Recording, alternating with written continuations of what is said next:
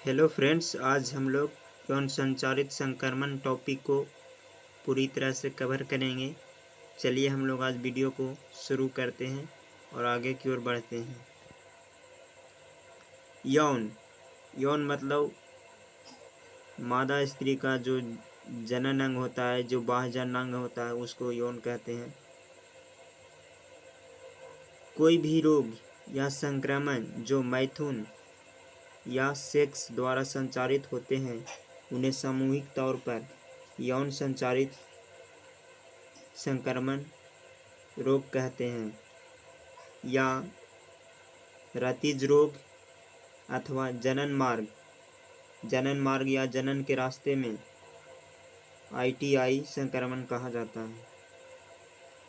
इससे होने वाला कुछ रोग है जिसका एग्जाम्पल दिया हुआ है सुजाक, जिसे हम लोग गोनोरिया भी कहते हैं, सिफिलिस, हर्पीस, जननिक परिसर्प जिसे जेनाइटिड हर्पीजा कहते हैं, क्लेमिडियाता, ट्राइकोमोनसता, लैंगिक मत्स्य, यकृत शोथ बी और हाल ही में सर्वाधिक चर्चित एवं घातक HIV जिसे हम लोग एड्स बोलते हैं। ये बहुत ही डेंजर रोग हैं जिसको हम लोग HIV बोलते हैं, एड्स आदि सामान्य यौन संचारित रोग हैं। इन सब के साथ HIV संक्रमण सर्वाधिक खतरनाक है। HIV यानी एड्स बहुत ही डेंजर यौन संचारित रोग हैं।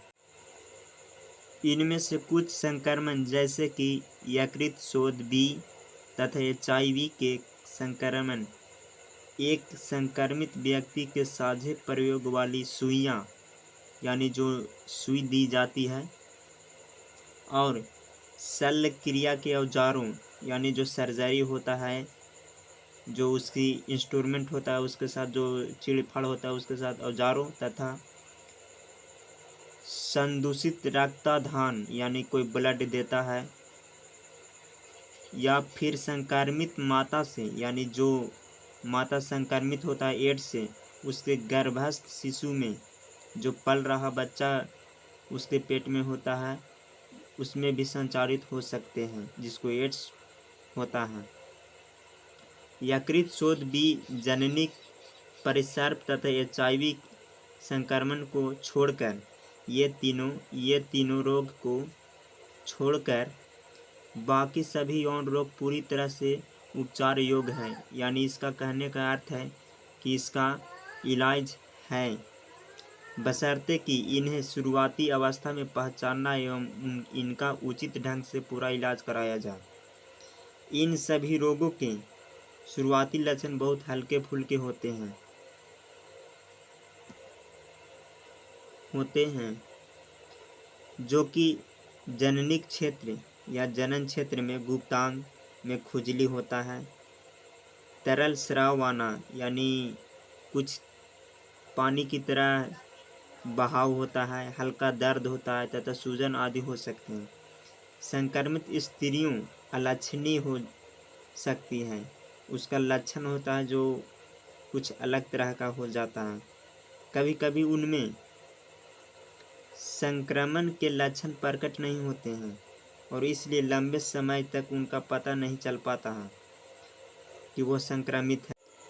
संक्रमण की प्रारंभिक अवस्था में लक्षणों का प्रकट न होना या उनका कम महत्वपूर्ण होना तथा यौन संचारित संक्रमणों से जुड़े सामाजिक कलंक का डर संक्रमित व्यक्ति को समय पर जांच तथा उचित उपचार से रोकता है।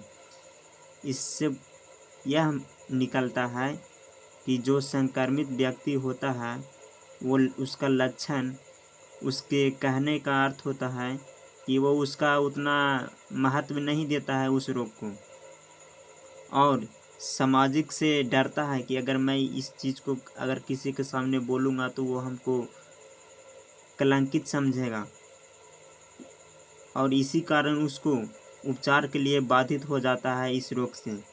इसके कारण आगे चलकर जटिलताएं पैदा हो सकती हैं, जो कि श्रोणिशोथज रोग हो सकता है, गर्भपात हो सकता है, या गर्भ में ही बच्चा मृत्यु हो जाता है, या जो बच्चा जन्म लेता है वो मृत शिशु होता है, स्थानिक सगर्भता हो जाता है यानी बच्चा गिर जाता है, या बंध्यता तथा जनन मार्ग में कैंसर हो सकता है।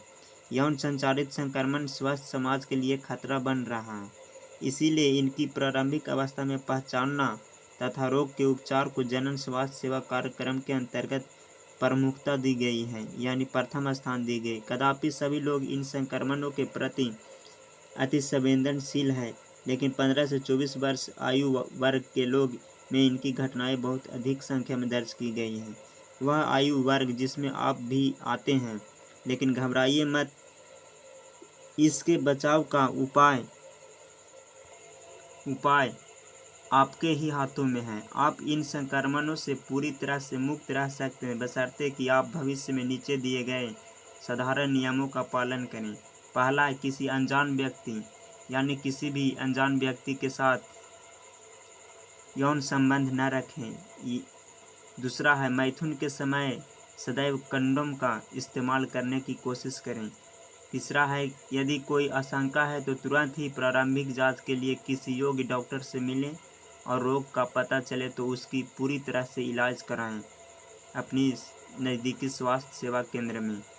अगर ये वीडियो आपको अच्छा लगा होगा और यौन संचारित संक्रमण टॉपिक अगर पूरी तरह से समझ में आया होगा तो यह वीडियो ज़्यादा से ज़्यादा शेयर कीजिएगा मेरा फ्रेंड्स लोग। Thanks for watching video.